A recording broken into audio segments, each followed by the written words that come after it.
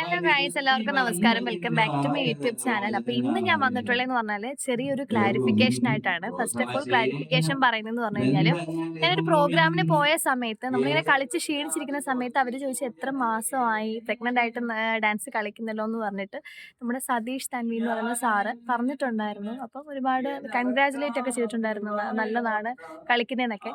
പക്ഷേ ശരിക്കും പറഞ്ഞാൽ 6 പകുതി ആയിട്ടുള്ളായിരുന്നു. നമ്മൾ കളിച്ച് പെട്ടെന്ന് വന്നപ്പോൾ 7 മന്ത് എന്ന് പറഞ്ഞു പോയി. പക്ഷേ എനിക്ക് 7 മന്ത് സ്റ്റാർട്ട് ചെയ്യുന്നത് നവംബർ 25 കഴിയുമ്പോഴേ സ്റ്റാർട്ട് ചെയ്യത്തുള്ളൂ. അപ്പോൾ അത് ഫസ്റ്റ് ഒന്ന് ക്ലാരിഫൈ ചെയ്യാണ്. അപ്പം നമുക്ക് നേരെ വീഡിയോയിലോട്ട് പോവാം. ഇപ്പം നമ്മളിന്ന് വായനയ്ക്ക് വേണ്ടിയിട്ട് വന്നതാണ് ഗൈസ്.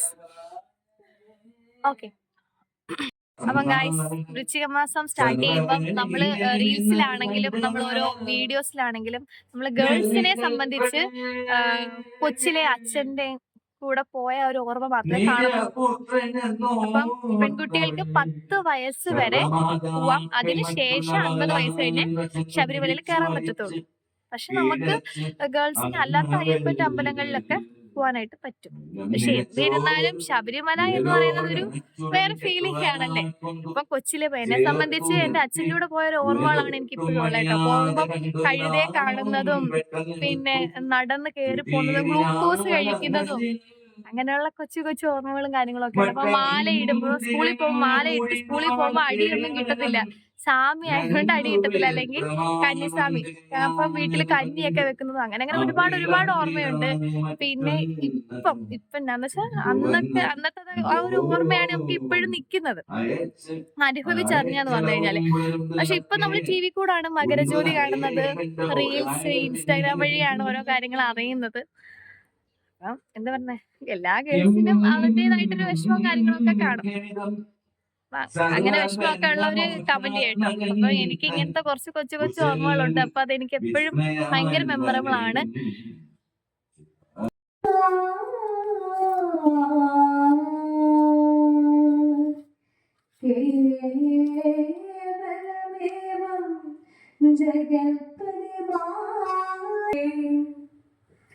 ചാനെ കനിവു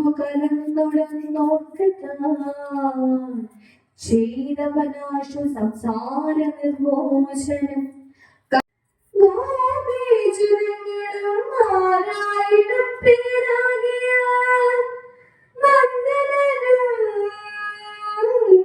അപ്പോൾ ഗൈസ്, ഇത്രയേ ഉള്ളൂ ലക്കി മോനുമായിട്ടുള്ളൊരു വായന ഡേ. അതുപോലെ തന്നെ നമ്മുടെ അയ്യപ്പൻ്റെ വൃശ്ചിക മാസത്തിലെ ആ ഒരു കൊച്ചിലത്തെ ചൈൽഡ്ഹുഡ് മെമ്മറീസും ഒക്കെ ഇത്രയൊക്കെ ഉള്ളൂ.